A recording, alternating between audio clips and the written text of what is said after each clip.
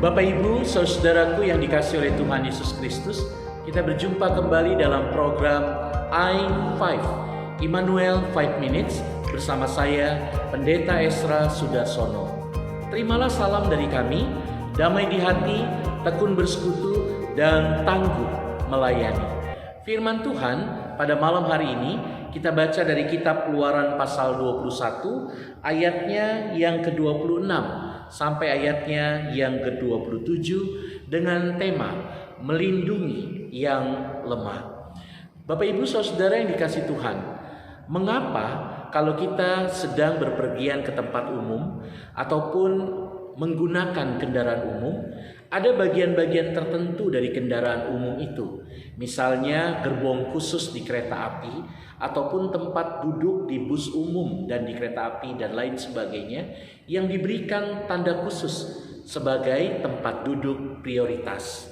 Kalau kita pun mengantri di bank ataupun di beberapa tempat publik, maka ada juga tempat-tempat duduk yang disediakan bagi mereka kaum disabilitas, lanjut usia, perempuan, bahkan wanita yang sedang hamil.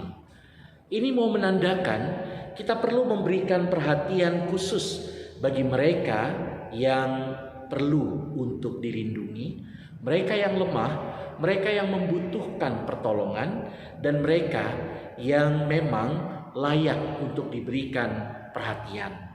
Sehingga yang kuat, yang sehat, yang memiliki kemampuan bisa meluangkan waktu, tenaga, dan pikirannya untuk memperhatikan mereka yang membutuhkan pertolongan ataupun perhatian kita.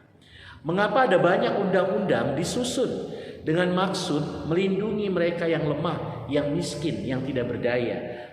Tidak lain tujuannya supaya mereka yang kuat, mereka yang kaya, mereka yang mampu, mereka yang berkuasa, mereka yang memiliki power, tidak berlaku sewenang-wenang, tidak berlaku seenaknya, tidak berlaku semaunya, tetapi memberi perhatian dan rasa mereka terhadap sesama.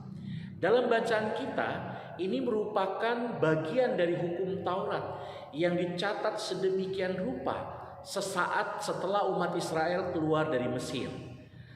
Hukum Taurat ini mau mengatur supaya kekudusan umat Tuhan ketika beribadah kepada Tuhan secara vertikal dalam menerapkan kasih selaras dengan bagaimana mereka mengasihi sesama secara horizontal. Dan itu berarti harus ada kebaikan-kebaikan yang dipikirkan oleh umat Israel terhadap sesamanya.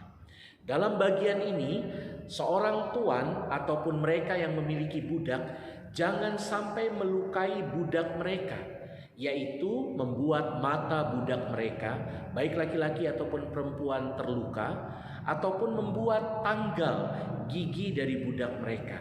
Artinya, meskipun dalam dunia Timur Tengah pada saat itu budak disamakan dengan barang yang tidak berharga, termasuk nyawa mereka sendiri, tapi bagi umat Israel mereka perlu memperhatikan dan melindungi seorang budak.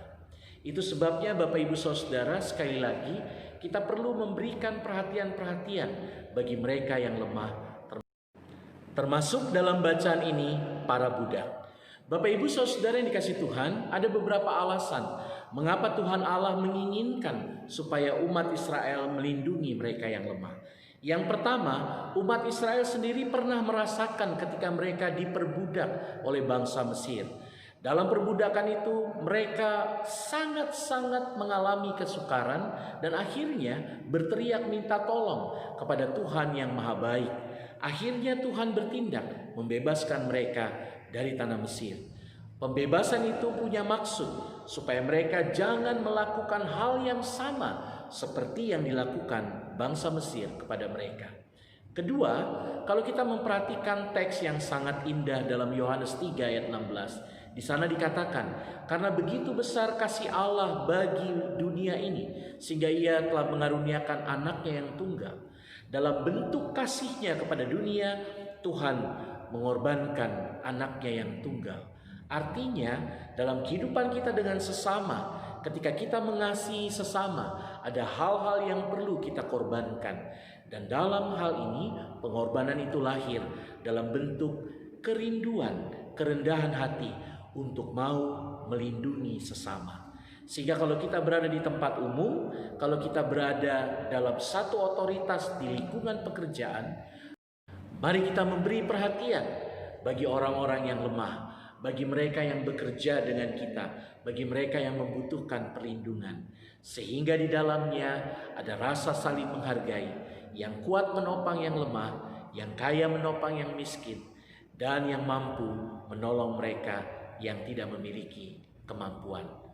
Tuhan memberkati kita semua. Amin.